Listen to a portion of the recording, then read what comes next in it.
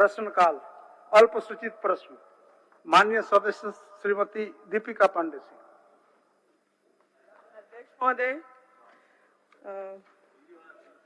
बिजली संबंधित, ऊर्जा संबंधित हमारा सवाल था और समांतर जैसे हम लोगों को कुछ भी जवाब मिल जाता है उसी प्रकार से अभी भी जवाब आया है।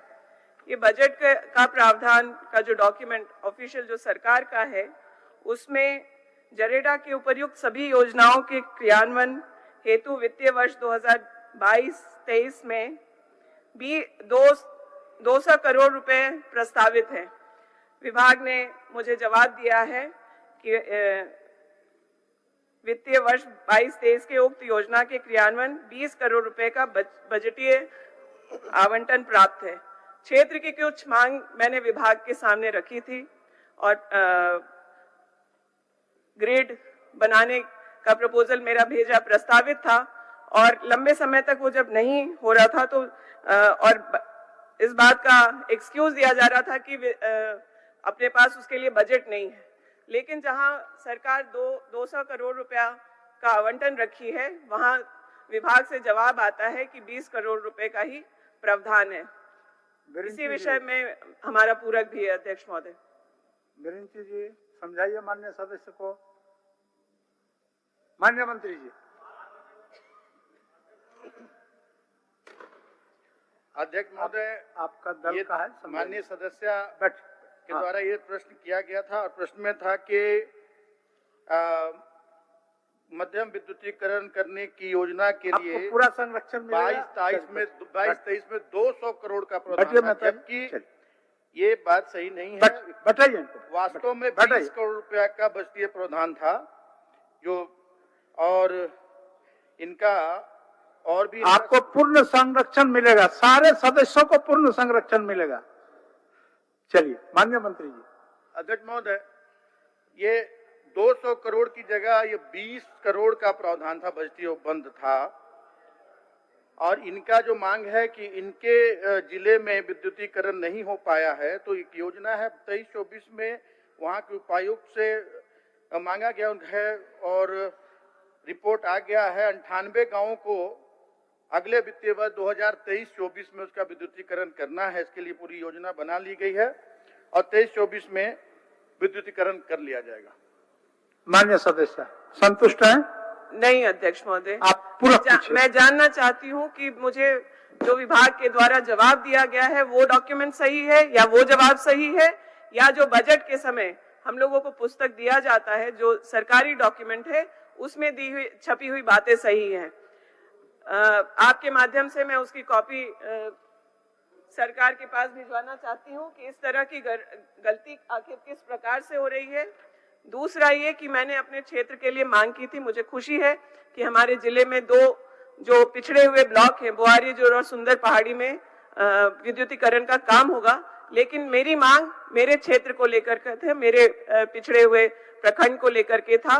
उस काम के बारे में अगर मुझे कुछ आश्वासन मिल जाए और फिर और साथ ही आप पूरक पूछिए तब ना मंत्री जी को जवाब देने में सुविधा होगा। मेरा पूरक मैंने आपको कागज भी भिजवा दिया अध्यक्ष महोदय।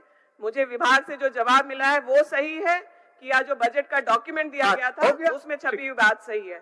दूसरा ये कि उसको बोलवा सुन लीजिए माननीय मंत्री जी। अध्यक्ष महोदय, जिस प्रश्नगत जो ये है उसका उत्तर इन्हें दिया गया है कि जो योजना का जिक्र इन्होंने किया है 200 करोड़ रुपया जरेडा के लिए के कार्य के लिए है और उसमें अलग अलग हेड है, अलग अलग कार्य इसमें करने हैं और जो जिक्र इन्होंने किया है माइक्रो ऑफ एवं ग्रिड सोलर पावर प्लांट की स्थापना, इसके लिए 20 करोड़ का भी प्रावधान था पिछले वर्ष और मैंने स्पष्ट कर दिया है, माननीय सदस्य को यह अवगत करा दिया गया है कि जो इनके द्वारा मांग की गई थी जो 98 गांव अविद्युतीकरण गांवों को अगले वित्तीय वर्ष 2023-24 में विद्युतीकरण उसका करा लिया जाएगा, तो इनका जवाब तो इन्हें स्पष्ट मिल गया है।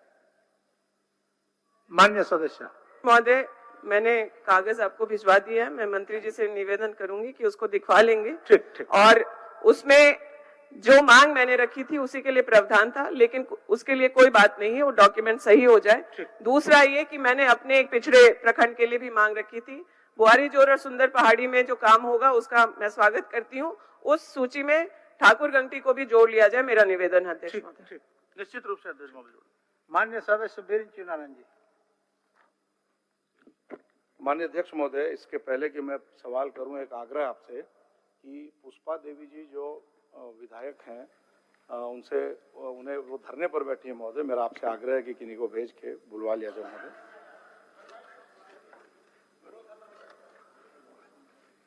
माननीय सदस्य उमाशंकर अकेला जी और माननीय सदस्य अनंत ओझा जी, आप लोग जाएं और माननीय सदस्य को सत्सम्मान एक साथ करवा दिए सर।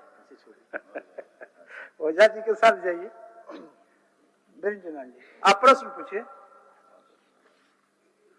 माननीय अध्यक्ष महोदय, मेरा सवाल झारखंड में जो सिर्फ साहबगंज जिले में 1000 करोड़ के पत्थर घोटाले, जिसमें लगभग आधा दर्जन पहाड़ी साफ हो गया महोदय, और पूरे राज्य में लगभग 20,000 करोड़ के खनन घोटाले से संबंधित है महोदय।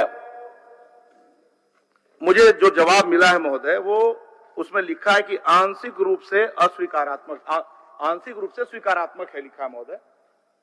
मेरा आपसे आग्रह है कि जो मुझे जवाब मिला है महोदय, अगर उसका आप आंकड़ा देखेंगे, जो आप देखेंगे महोदय, तो उसमें 2020-21 में जब आप देखेंगे तो जो एफआईआर हुआ है और उसकी जो संख्या है महोदय वो 274 है, और 2022-23 में जो एफआईआर हुआ है उसकी संख्या 565 है महोदय। मतलब इन 2-2.5 सालों के अंदर दोगुनी हो गई महोदय एफआईआर।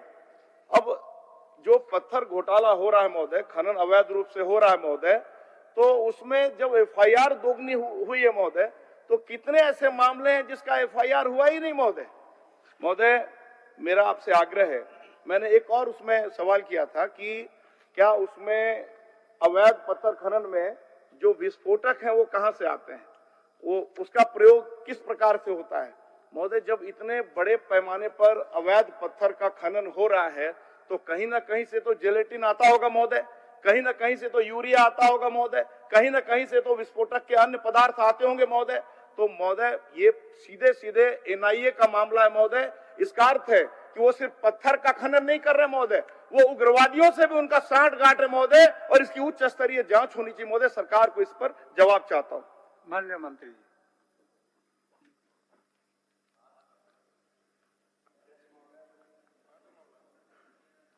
हम मूल प्रश्न में आते हैं अध्यक्ष महोदय। नहीं, पूरक जो है महोदय, मूल प्रश्न से ही आता है महोदय। इसलिए माननीय मंत्री महोदय से आग्रह करता हूं कि ये राज्य के सिर्फ खनन घोटाले का मामला नहीं है, राज्य की 3.5 करोड़ जनता के सुरक्षा का भी सवाल है महोदय। इसलिए मंत्री जी सीधे सीधे जवाब दें मंत्री जी। बिल्कुल माननीय सदस्य को सीधा ही जवाब दूंगा। और एक अध्यक्ष महोदय, सबसे पहली बात परसेप्शंस। एक दिन पहले इनका सवाल आया था, सीबीआई जांच की मांग कर रहे थे, आज आया तो एनआईए का बात कर रहे हैं। तो बड़ी बड़ी बातों में, लेकिन आंकड़े जो हैं उसको तो आप जुटला नहीं सकते। इन्होंने कहा कि पहले से अभी एफआईआर की संख्या बढ़ी है। अध्यक्ष महोदय, जो उद्योग चल रहा है शुरू से चल रहा है, अब उसमें कुछ वैध है कुछ अवैध है। क्या कारण रहा कि जो निरीक्षणों छापों की संख्या जब उनकी सरकार थी 2019 में जो निरीक्षण किया गया अध्यक्ष महोदय, वो 1110 टोटल निरीक्षण किया गया अध्यक्ष महोदय। और हम अभी का हम आंकड़ा देता है अध्यक्ष महोदय, अभी पूरा साल में कुछ महीने बाकी हैं। अभी जो निरीक्षण की संख्या अध्यक्ष महोदय 3692, आंकड़े को देखिएगा अध्यक्ष महोदय, लगभग 3 गुना ज्यादा छापे मारे गए, और उसके फलस्वरूप जो अवैध पाया गया उस पर एफआईआर किया गया अध्यक्ष महोदय। और जिस राजस्व घाटा की ये बात करते हैं उसका भी आंकड़ा राज्य को जानना चाहिए कि सरकारें उनकी भी थी, हमारी भी है। सिर्फ 3 साल का डाटा लूंगा, 16-17, 17-18, 18-19, 20-21, 21-22, 22-23, देख लीजिए अध्यक्ष महोदय, पूरे राज्य का आंकड़ा देख लीजिए। ये आंकड़ों में उलझा रहे हैं महोदय। नहीं, सुन लीजिए सुन लीजिए, मंत्री जी जवाब दे रहे हैं, सुन लीजिए, फिर आप पूरक पूछिएगा, फिर पूरक पूछिएगा। चलिए बोलिए। माइंस वही है अध्यक्ष महोदय, सिर्फ संचालनकर्ता राज्य के मुखिया बदले, सिस्टम को गवर्न करने के तरीके बदले अध्यक्ष महोदय। जब हम 19, 17, 18 में थे अध्यक्ष महोदय, या 16, 17 ही ले लेते हैं, लक्ष्य हमने निर्धारित किया था 7,050 करोड़ का राजस्व की प्राप्तियां होती है 4120। 17-18 में 8508 करोड़ का राजस्व की प्राप्तियां होती है। एक एक सवाल का जवाब दूंगा माननीय सदस्य, सुनने का हिम्मत रखिए अध्यक्ष महोदय। अध्यक्ष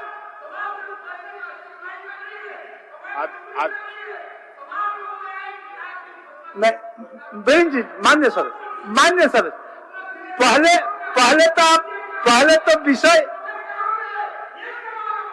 पहले विषय का उत्तर जान लीजिए, तब ना फिर अगला सवाल आएगा, तब आपका पूरक आएगा। नहीं, जवाब आप सुन लीजिए, आप पूरक के लिए स्वतंत्र है, पूरक आप पूछ सकते हैं, लेकिन आप जवाब सुन लीजिए। पूरी जवाब तो सुन लीजिए, जवाब सुन लीजिए, जवाब चलिए चलिए माननीय मंत्री जी जवाब। अरे ऊपर भी लोकसभा में भी नहीं बोलने देते, यहाँ भी नहीं बोलने देंगे क्या? जवाब सुनिए अध्यक्ष महोदय। आप लोग बैठिए ना, बैठे जवाब दे रहे हैं माननीय मंत्री जी। सर उनको आप लोग बैठिए, बैठिए माननीय सदस्य, बैठिए तो बैठिए, आप जवाब दीजिए मंत्री जी, जवाब दीजिए। आप लोग का है जवाब, प्रश्नकर्ता और माननीय मंत्री जी, उसके बाद भी अगर किन्हीं को इसमें कुछ पूछना है, माननीय उमाशंकर बाबू और इरफान बाबू से आग्रह है, कृपया बीच में ना पड़े। रुकिए, नहीं उमाशंकर जी आप बैठिए ना। आजा बैठिए, चलिए। सर, जो 3 सालों के आंकड़े हैं अध्यक्ष महोदय, इन्होंने लक्ष्य के अगेंस्ट लगभग 50% का राजस्व का प्राप्तियां की अध्यक्ष महोदय। और पिछले साल अब तक का सबसे ज्यादा राजस्व प्राप्ति हुआ अध्यक्ष महोदय 74,774 करोड़ के आसपास। अध्यक्ष महोदय, इस बार जब वित्तीय वर्ष में कुछ दिन शेष है अध्यक्ष महोदय, अब तक का आंकड़ा देता हूं, फरवरी तक का 1 महीना शेष है 8583 करोड़ अध्यक्ष महोदय। हम आगे बढ़ रहे हैं अध्यक्ष महोदय। पहले आप देखेंगे इन 3 सालों में जो प्राप्तियां थी अध्यक्ष महोदय, उनका हमने आंकड़ा लिया है अध्यक्ष महोदय। वो इनके लास्ट 3 साल में अध्यक्ष महोदय 15,784 करोड़ थे अध्यक्ष महोदय। और हमारा 3 साल का, जबकि वित्तीय वर्ष पूरा होने में 1 महीना कम है अध्यक्ष महोदय, 20,949।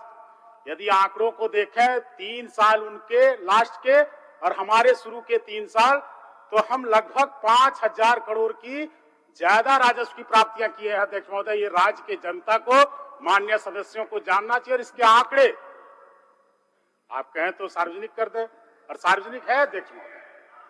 अध्यक्ष महोदय, और दूसरा बात जो माननीय ने कहा कि विस्फोटक, पहले प्रश्नकर्ता को संतुष्ट होने दीजिए, तो फिर आप लोगों को देते हैं। अध्यक्ष महोदय, प्रश्नकर्ता को थोड़ा पूछ लेने दीजिए। चलिए। खनन कार्य हेतु संबंधित लेसी को विस्फोटक के उपयोग के लिए एक्सप्लोसिव एक्ट के तहत अलग से लाइसेंस लेते हैं अध्यक्ष महोदय। ये लाइसेंस किसका विषय है अध्यक्ष महोदय? एक्सप्लोसिव एक्ट भारत सरकार का विषय है अध्यक्ष महोदय। कंट्रोलर ऑफ एक्सप्लोसिव्स की जिम्मेदारी होती है कि ऐसे एक्सप्लोसिव्स पर नियंत्रण रखे अध्यक्ष महोदय। अध्यक्ष महोदय, एफआईआर में यदि एक्सप्लोसिव का गलत उपयोग का कोई बात हो तो इस पर भी कार्रवाई होती है अध्यक्ष महोदय। तो एक्सप्लोसिव जो देते हैं उनको पूरी तरह से ये जानकारी होनी चाहिए कि हम किनको दे रहे हैं, वो कहां ले जा रहे हैं, और ये हमारा विषय नहीं है अध्यक्ष महोदय, ये विषय भारत सरकार का है। ठीक, चलिए आप पूछिए।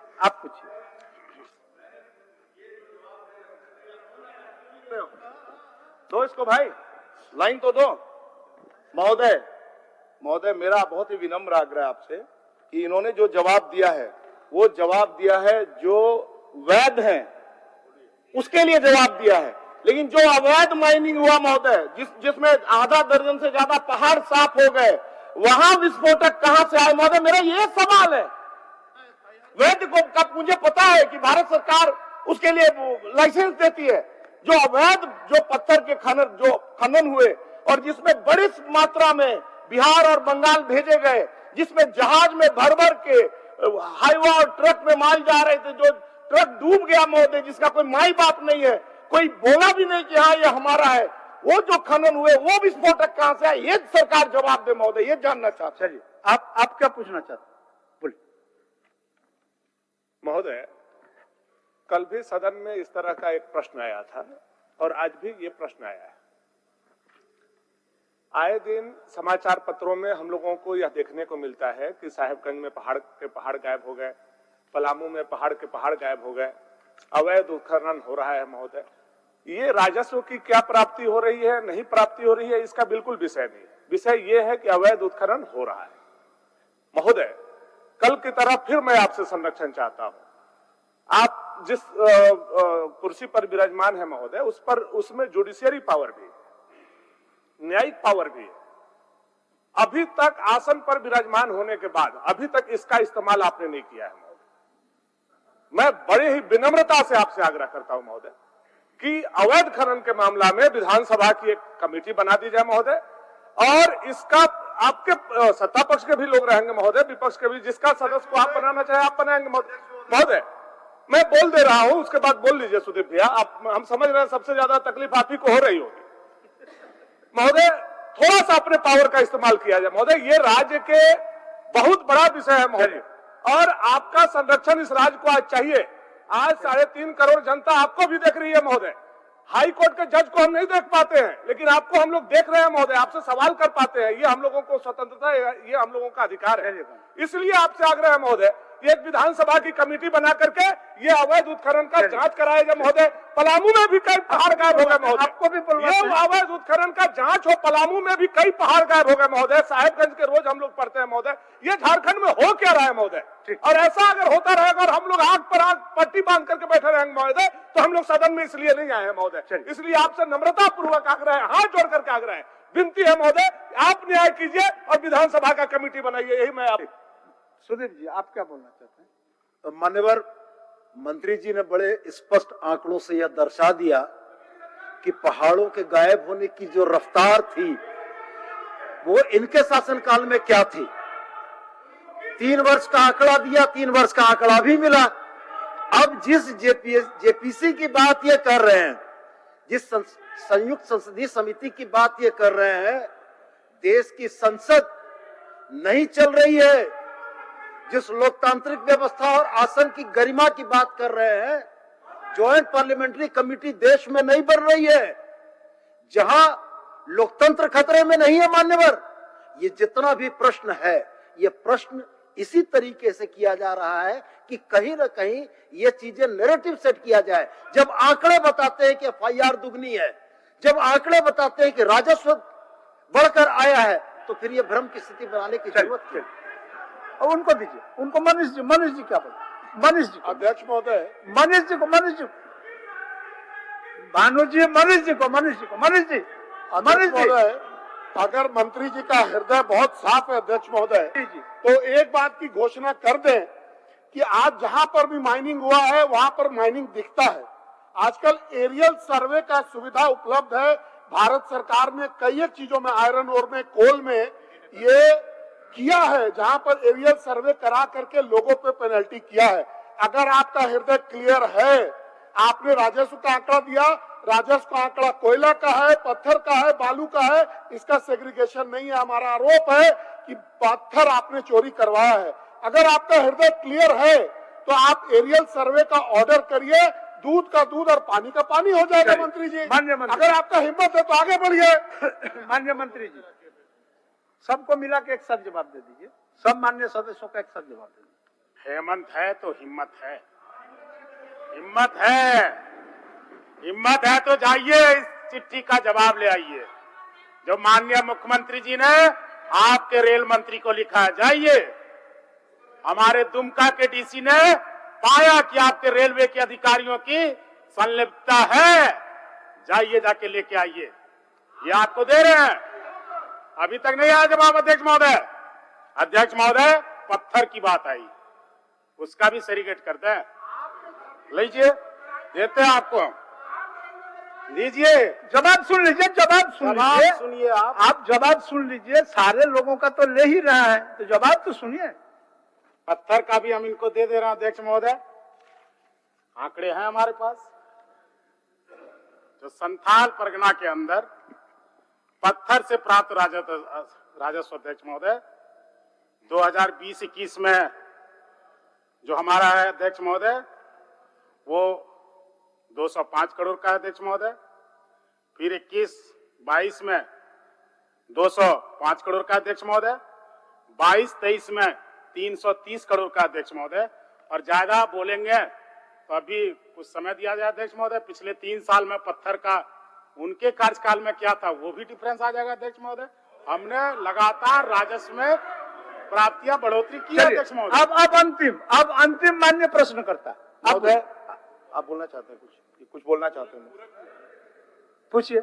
अब सब आदमी पूरा पूछिएगा तो फिर कल जैसा हमारा स्थिति हो जाएगा। मान्य सदस्य कल जैसा स्थिति किए, कोई मान्य सदस्य उनको समझा नहीं पाए और आसन पर असंतुष्ट होकर के चले गए। यही सबसे बड़ा कारण है जो सब प्रश्न में प्रश्न तो लाते नहीं है, कोई प्रश्न लाते हैं तो उनको पूछने नहीं देते हैं, भटका देते हैं। यही विषय है, समाधान हो नहीं पाते। बोलिए बोलिए सर, बोलिए। महोदय, माननीय मंत्री जी ने बताया है कि अवैध परिवहन में, अवैध खनन में कितना वाहन पकड़ा है, कितना दंड दिया है। मैं माननीय मंत्री से इतना ही जानना चाहता हूं कि अवैध खनन से जो वहां पर्यावरण को क्षति हो रही है उसके बारे में एनजीटी में 3-4 मुकदमे दायर हैं। क्या माननीय मंत्री जी बताएंगे कि 15 मार्च को, अभी 15 मार्च बीते 15 मार्च को एनजीटी का एक फैसला आया है जिसमें उसने कहा है कि राज्य सरकार वहां जो अराजकता है उसको रोकने में विफल हो गई है, फेल हो गई है। और एनजीटी महोदय सुप्रीम कोर्ट के बराबर। कब का रिपोर्ट बता रहे हैं आप कब का बता रहे हैं, कौन साल का बता रहे हैं? इसी साल 15 मार्च 2023 का जजमेंट है। चलिए। तो सुप्रीम कोर्ट के बराबर हैसियत रखने वाले कोर्ट ने कहा है कि काफी दिन से हम सोचते थे कि स्थिति में सुधार होगी, मगर we regret to record serious failure of the state of Jharkhand till now to prevent continued lawlessness in environment. मान्य सदस्य, इसमें आपको और क्लियर करना है। बताएंगे, एक मिनट माननीय मंत्री जी बताएंगे मंत्री जी, लेकिन आपको प्रश्न में क्लियर करना चाहिए। सुप्रीम कोर्ट का ये जजमेंट है या एनजीटी का जो जजमेंट आपने पढ़ के सुनाया, ये कितना दिन के, कब एनजीटी के पास ही मुकदमा गया, कब जजमेंट उनका आया? 15 मार्च 2023 का जजमेंट आया, लेकिन मुकदमा कब उनके पास गया? सदन का समय नहीं जाया करना चाहता हूँ, जजमेंट पढ़ के या केस नंबर बता के। मंत्री अगर माननीय मंत्री जी बताएंगे कि माननीय मंत्री जी आप कुछ पूछिएगा। ठीक, आप प्रश्न करता, आप कुछ पूछ लीजिए, आपको बहुत समय हो गया। इनका जवाब देंगे क्या महोदय? आप एक के साथ जवाब दे देंगे, आप भी पूछ लीजिए, आप भी पूछ देंगे, आप भी पूछ। महोदय, माननीय मंत्री जी ने कहा रेलवे का हवाला दिया। महोदय, मैं कुछ सवाल करता हूं आखिरी बार। महोदय, सवाल उठता है कि क्या संथाल में बिना माइनिंग चालान के अगस्त और सितंबर 2021 में 6 कंपनियों ने 100 करोड़ से ज्यादा के गिट्टी पत्थर रेलवे ट्रैक से भेजे कि नहीं भेजे? और अगर भेजे तो माइनिंग डिपार्टमेंट भारत सरकार का नहीं महोदय, माइनिंग डिपार्टमेंट इन्हीं का है महोदय। वो उस चोर माइनिंग अधिकारी के खिलाफ आपने क्या कार्रवाई किया, ये जानना चाहता हूँ। किसका संरक्षण प्राप्त है, ये जानना चाहता हूँ महोदय। महोदय अभी सुन लीजिए महोदय, इनका आंख कान खोलना चाहता हूँ महोदय। क्या ये सत्य नहीं है कि बड़ारवा के 6 टोल प्लाजा जो है वो किसके नियंत्रण में है? माननीय मुख्यमंत्री जी के प्रतिनिधि पंकज मिश्रा के नियंत्रण में है। महोदय, अगला सवाल, साहबगंज के गंगा नदी पर खुद का मालवाहक जहाज जिसने बिहार और बंगाल तक पत्थर का अवैध परिवहन किया, किसका है महोदय? पंकज मिश्रा का। महोदय, ईडी ने साहबगंज में 47 ठिकानों पर छापामारी की महोदय, और करोड़ों रुपए की नगद जब्त किया। बैंक के विभिन्न खातों में 13.5 करोड़ की राशि प्राप्त हुई लगभग, और साथ ही गंगा नदी में 1 मालवाहक और 5 स्टोन क्रशर जब्त किया महोदय। कोई सवाल नहीं है। मुख्यमंत्री जी का ब्लैंक चेक महोदय उनके प्रतिनिधि के घर में पकड़ाता है, कोई जवाब इनके पास नहीं होगा महोदय। मैं आग्रह करता हूं महोदय, मेरा आपको एक बात बता दे, एक विधानसभा के एक सामान्य परिपाटी के बारे में बता देते हैं। जब आप माननीय विधायक हैं तो सामान्यतः जो इस सदन के सदस्य नहीं होते हैं उनके बारे में, और जब कोई भी विवाद किसी दूसरे न्यायालय में या दूसरे जगह में किसी बात चलता है तो उस पर भी चर्चा करना बहुत उचित नहीं है। जब वो है किसी विचाराधीन है, एक बात उसको इंतजार करना चाहिए। चलिए एक आखिरी जो है महोदय कंडिका नंबर 3 में मेरे प्रश्न को अस्वीकारात्मक कर दिया महोदय। क्या कंडिका नंबर 3 में जो मैंने सवाल किया था, ये सत्य नहीं है कि साहबगंज के और कटिहार के डीसी को माननीय झारखंड उच्च न्यायालय ने सशरीर उपस्थित रहने को कहा था, और वो हाजिरी भी लगाई महोदय, और कह दिया कि नहीं ऐसा कोई मामला नहीं। महोदय, एक आखिरी आपसे गुजारिश है महोदय कि इन सारे बिंदुओं को देखते हुए, मुझे मालूम है सरकार अपने कुकर्मों को छिपाने के लिए सीबीआई जांच करा नहीं सकती है। इतिहास महोदय आपको भी कभी माफ नहीं करेगा महोदय। आप न्याय के आसन पर बैठे हैं। आपसे आग्रह करता हूं महोदय कि आप एक विधानसभा की कमेटी बना दें महोदय, ताकि दूध का दूध और पानी का पानी हो जाए। चलिए, आपसे आग्रह करता हूं महोदय। माननीय सदस्य, अगर उसका आवश्यकता होगा तो निश्चित बनेगा। आप अभी बैठिए, बोलिए मंत्री जी बोलिए। अध्यक्ष महोदय बैठिए ना, सारा तथ्य आप हमारे पास भेज दीजिए, सारा कागज आप हमारे पास भेज। देखिए, अखबार का कतरन को ऑथेंटिक नहीं माना जाता है किसी भी जुडिशियरी में। बैठिए। अध्यक्ष महोदय, बोलिए, जवाब दीजिए। मूल प्रश्न के सारी बातों को हमने सुस्पष्ट कर दिया अध्यक्ष महोदय, और सारा जवाब हमने दे दिया अध्यक्ष महोदय। सारी बातें जो आगे आ रही है बातें, वो बाइस अध्यक्ष महोदय, वो व्यक्तिगत आरोप है जो इस सदन का विषय नहीं है अध्यक्ष। चलिए, अब इसको इसी जगह करते हैं। माननीय सदस्य विकास मुंडा जी, आप बैठे। माननीय सदस्य, आपका सवाल हुआ। एक मिनट आपको बताते हैं। आपने सवाल रखा, सवाल का जवाब लिखित रूप से दिया, माननीय मंत्री जी भी जवाब दिए। उसके बाद आपके तमाम सदस्यों ने जो भी पूरक प्रश्न में जानना चाहा, उस विषय को भी हम लोगों ने समाहित करने का काम किया, और माननीय मंत्री जी जवाब भी दिए। इसलिए आप माननीय सदस्य में शांत हो जाना चाहिए। अच्छा, वो आप ठीक है, अभी उसका घोषणा मैं नहीं कर सकता। आप बैठिए। माननीय विकास कुमार प्रदीप यादव जी,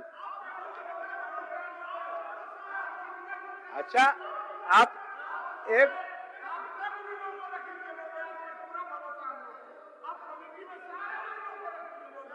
अच्छा हम इसको देखो, चलिए अभी बैठे आप लोग।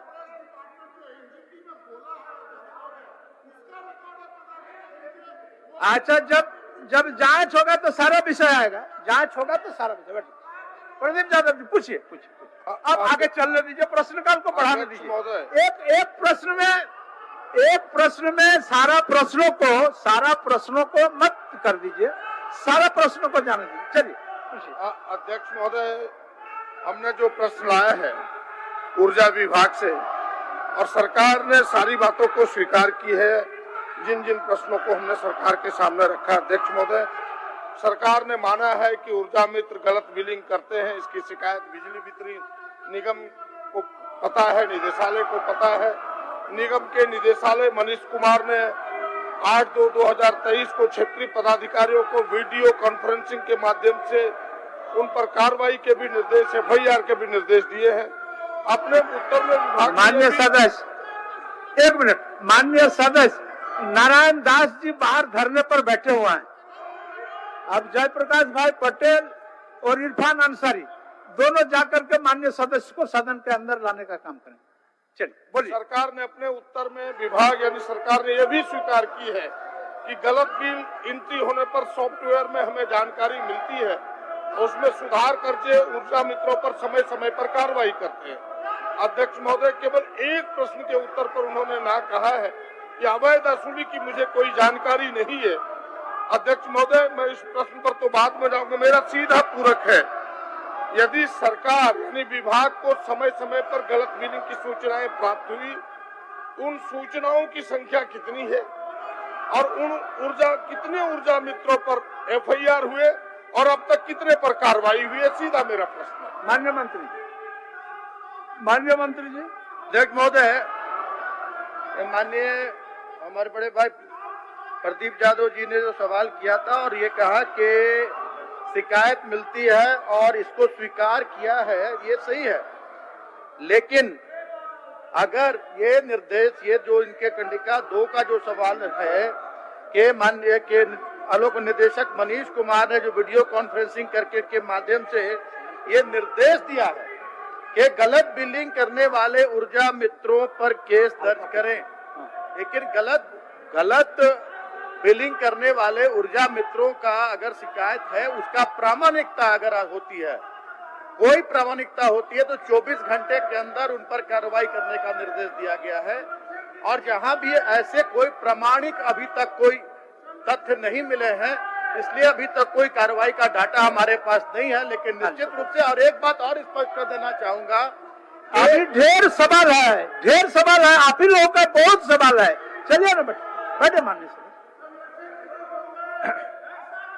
ये बोलिए, जवाब दीजिए। जवाब गलत बिलिंग का अभी तक कोई ऐसे प्रामाणिक ये उपलब्ध नहीं कराए गए हैं, और जहां प्रामाणिकता के आधार पर अगर कोई आरोप लगाया जाएगा तो 24 घंटे के अंदर जो बिजली मित्र हैं उन पर कार्रवाई करने का आदेश है और एफआईआर तक भी करने का आदेश है।